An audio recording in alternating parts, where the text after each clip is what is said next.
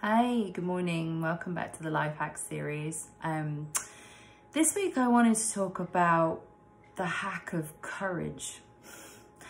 And the reason this is so alive for me right now and so many of us is I think on a day-to-day basis we are looking out at the world and we're listening and living within the stories that are in breakdown and breakthrough.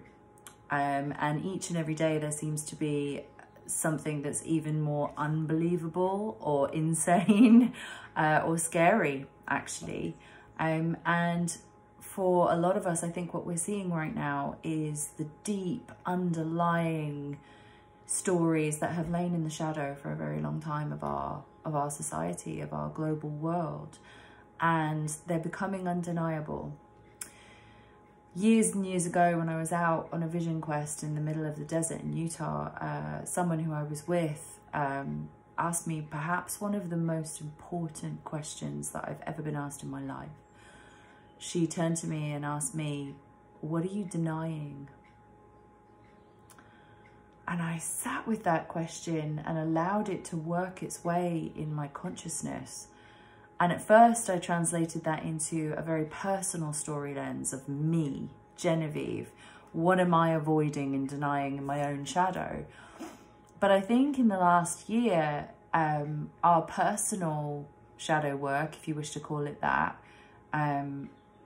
has developed into an undeniably communal experience. No longer can we avoid the fact that we are living in an interconnected world. No longer can we avoid the fact that something that affects one will affect many, if not all. Whether that's pandemics or economic crisis or political unrest or climate change and environment or the current huge issue that's starting to really come to light around child paedophilia and trafficking. So I think when we're really honest, the things that we've perhaps been in denial about have been showing the seeds for many, many years now. And in many cases, they're almost too scary to turn and face and way too scary or taboo to embrace and really be with in terms of how are we responding to this story? How are we responding to this issue, this challenge, this very real situation that has been prevalent in our world for a very long time, and perhaps we just haven't wanted to open our eyes fully to it. So the reason I say courage as a hack, and perhaps the reason I'm doing this video from my kitchen, is I believe sometimes when we're out in the wilderness or we're out of our current context, it's easier to be courageous because we are in an environment that seems quite mythic in a way, or seems quite dramatic. The hard place to find courage is in the everyday. It's right here at home, right at our hearth fire of our family, of our core beliefs and values, of the day-to-day experience that we're having. But that's the very area where we can make the most difference.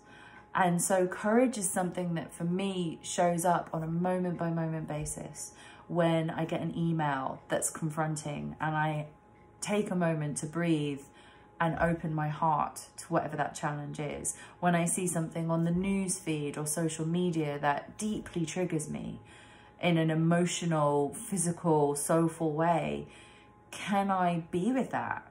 Can I embrace it? Can I not run away from it? Can I actually bring it into dialogue around my kitchen table with my family and my friends and translate that into so what?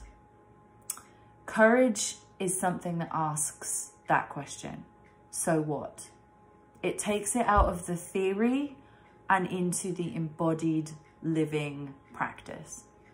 So with all of the confronting things that we are all dealing with on a global level right now, on an individual, on a communal and a macro level, I challenge you with this week's story hack, and myself included. How can we find the courage to ask the so what question? Because so what leads us into empowered action.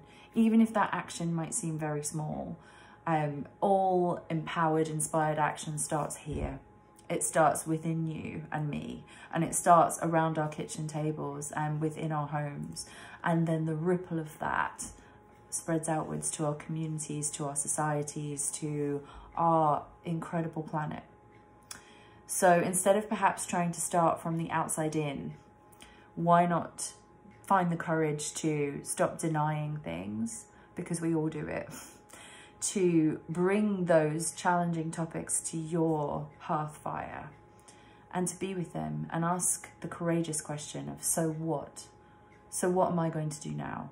So what am I going to be now? How am I going to respond to what's being put in front of me in a way that serves me, we, and all? Courage shows up quietly and then has a way of taking you over so that you are lived by something greater than yourself. So I challenge us all to stop denying and find the courage to bring these difficult issues and challenges right home to our own kitchen tables and decide how we're going to move forward from here together in a new, more powerful story, in a new story that unites us instead of separates us.